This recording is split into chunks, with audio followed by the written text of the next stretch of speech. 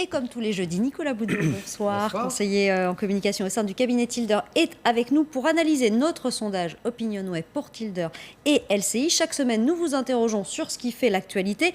Grosse dominante économique, sociale, fiscale. Cette semaine, on va commencer avec la présentation du premier budget hier du quinquennat, des confirmations, notamment la réforme de l'ISF. Avant de découvrir vos réponses, on va écouter le ministre des Comptes publics, Gérald Darmanin, qui était chez David Pujadas tout à l'heure. Combien coûte le fait que les Français les plus riches partent chaque année de notre territoire pour créer des richesses ailleurs ? J'ai été le maire d'une ville populaire, Tourcoing, où il y a du chômage, où il y a effectivement une difficulté sociale, où il n'y a pas beaucoup de personnes qui payent l'ISF. Pourtant, la plupart des gens qui pourraient créer des richesses en France, c'est créé en Belgique. Et ils sont français. C'est un impôt idiot. Oui, il y a encore des gens qui, fort heureusement, qui sont restés en France, mais de moins en moins. Vous savez, avec ce genre d'impôt idiot qui n'existe nulle part ailleurs en Europe, franchement, on n'aurait pu même pas déposer de brevet, personne ne l'aurait copié, cet ISF. Eh bien, je crois qu'on a empêché la création d'entreprises et on a empêché l'emploi.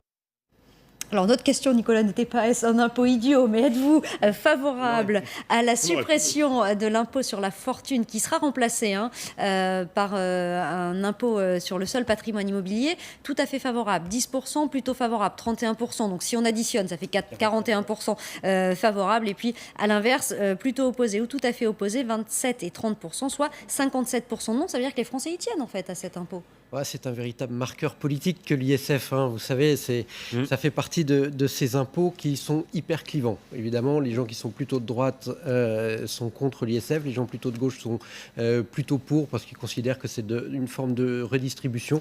Les dirigeants d'entreprise sont plutôt contre et les autres plutôt pour. De ce fait, franchement, on a un gouvernement qui a fait le choix du travail, de l'innovation et qui a surtout voulu corriger le quinquennat précédent où il y avait eu une fuite comme ça de capitaux. Le ministre le dit et il a raison de le dire. Il y a un certain nombre de Français qui avaient quitté le pays entre 2012 et 2017 et là on comprend que l'objectif c'est de les faire revenir et de créer ainsi un peu plus de richesse dans l'économie, même si c'est un marqueur politique énorme et qu'une majorité de Français considèrent qu'il aurait fallu, pour tout un tas de raisons liées à une forme d'égalité ou d'équité qui vaut ce qu'elle vaut, aurait dû être maintenue.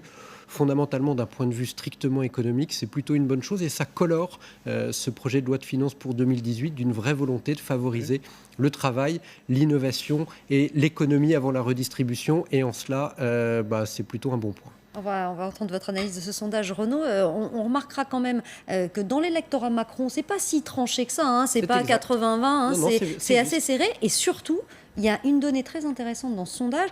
Qui sont les plus favorables à la suppression de l'impôt sur la fortune? Ce sont les jeunes. Les 18-24 ans. Les 18-24 ans, ça peut... Exactement, ça peut paraître étonnant, mais dans ce sondage, 49% des 18-24 ans considèrent que... 47% considèrent qu'effectivement, il faut transformer l'ISF. Peut-être deux raisons. Premièrement, ce sont les jeunes qui sont les moins marqués idéologiquement. Donc le vieux clivage droite-gauche sur ce genre d'impôt, ils s'en moquent. Et puis deuxièmement, effectivement, ils croient peut-être plus en l'entrepreneuriat que les aînés. Notamment, on voit que les seniors et les plus de 45-50 ans sont largement favorables à l'ISF. C'est plus qu'un marqueur politique, c'est un totem, on appelle ça un totem. Un totem ou un tabou? Un totem, les deux. Et c'est vrai que je suis d'accord, ça colore économiquement le budget 2018 et le début de ce quinquennat, mais ça peut tellement le colorer politiquement. Vous savez, on a peut-être l'image, mais il n'y a pas un gouvernement qui a osé s'attaquer à l'ISF, qui a été créé en 82 par François Mitterrand. À l'époque, c'était l'impôt sur les grosses fortunes. Il y a eu 86 quand même. Enfin, si, il y en a un. Exactement, il y y en a un, Nicolas. C'est qui? Il y en a un qui s'y est attaqué? C'était Chirac. Jacques Chirac, regardez, voilà. Jacques Chirac, en 1986, la droite arrive au pouvoir. Pour les plus jeunes qui s'en souviennent, qui n'ont pas connu cette période, il supprime cet impôt sur les grosses fortunes.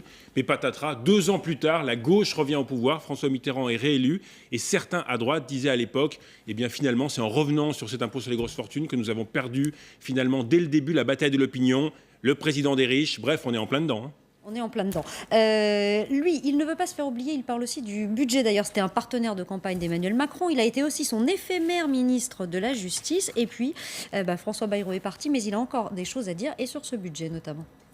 Il y a eu des glissements, puisque aujourd'hui, les lingots d'or vont être, nous dit-on, exonérés. Les yachts de luxe vont être exonérés. Comme dans tous les pays qui ont supprimé l'ISF. Et ceci, mais ça, c'est pas nous ne faisons pas une suppression de l'ISF.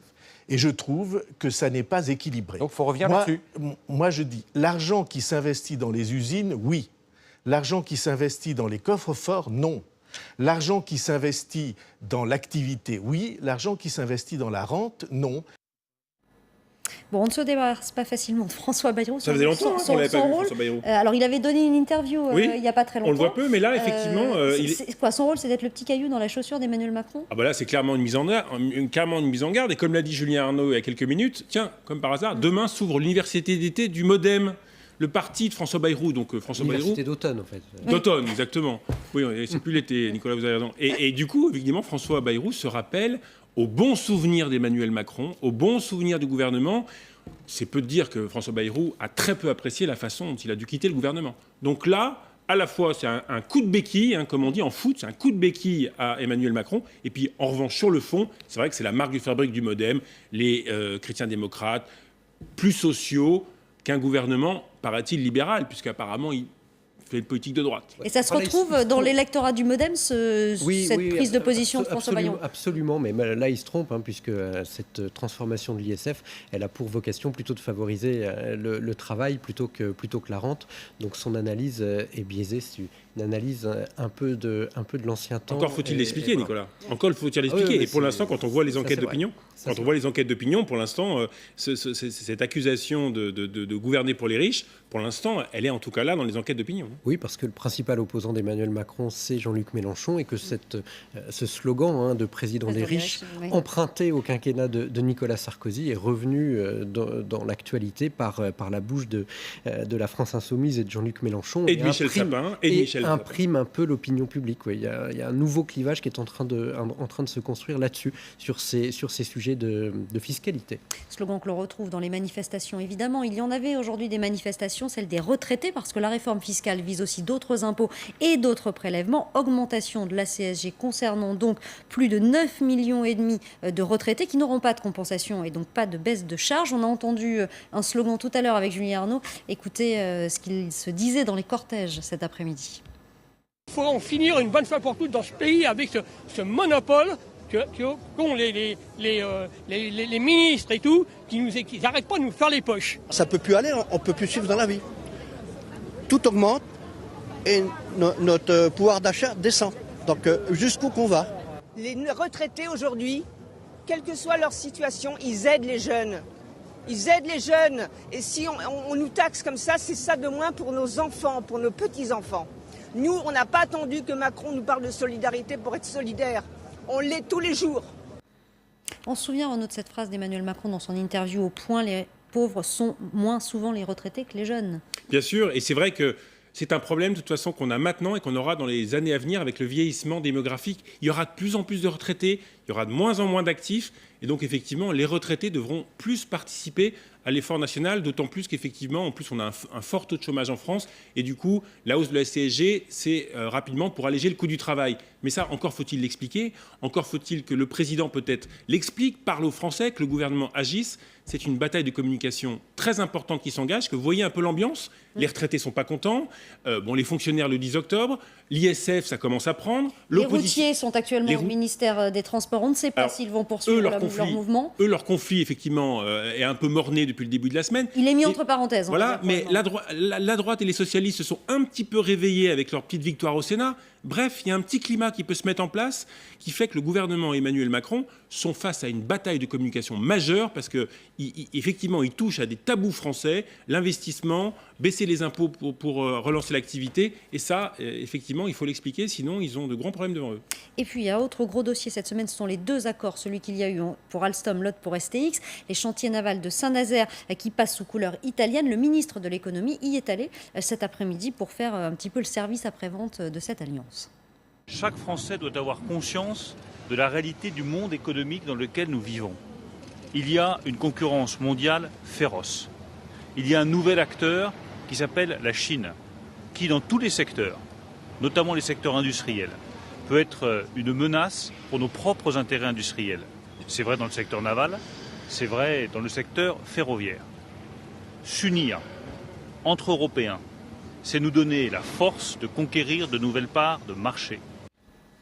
Eh bien justement, alors il sera Bruno Le Maire demain sur un site d'Alstom. C'est sur Alstom qu'on vous a posé la question et elle rejoint ce que dit le ministre de l'économie. Est-ce que ces alliances permettent de créer par exemple un géant industriel face à la concurrence chinoise?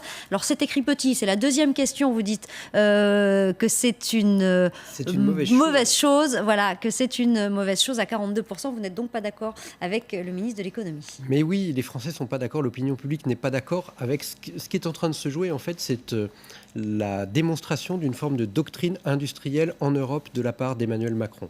C'est-à-dire que lui considère qu'il faut une forme de fédéralisme d'un point de vue industriel. Avec l'Allemagne, c'est le cas d'Alstom et Siemens. Avec l'Italie, c'est le cas de STX et Fincantieri. Mais le problème, et on en revient à ce que disait Renaud, c'est qu'il n'y a pas d'explication extrêmement précise de cette volonté de créer une forme de fédéralisme européen sur les sujets industriels pour lutter contre deux géants, les États-Unis d'un côté, la Chine de l'autre. Et donc les Français ont un regain de souverainisme et l'opinion publique ne suit pas cette vision-là. Il y a encore un gros sujet de pédagogie pour le ministre de l'économie et le président de la République sur ces questions qui sont fondamentales pour l'avenir et de l'Europe et de la France. Qui sont fondamentales mais complexes, puisqu'il s'agit effectivement des choix en matière de politique comme industrielle. C'est complexe, il faut expliquer. Voilà, pour le gouvernement, et comme c'est complexe, il faut être pédagogue. Je rappelle donc que vous pensez à 55% que ce n'est pas une bonne chose. Ces alliances, en tout cas, on parlait de celle d'Alstom. Bruno Le Maire sera sur un des sites d'Alstom demain. Merci beaucoup à tous les deux, à jeudi prochain. Nicolas, et vous restez avec nous. Tout de suite, c'est le journal de 22h.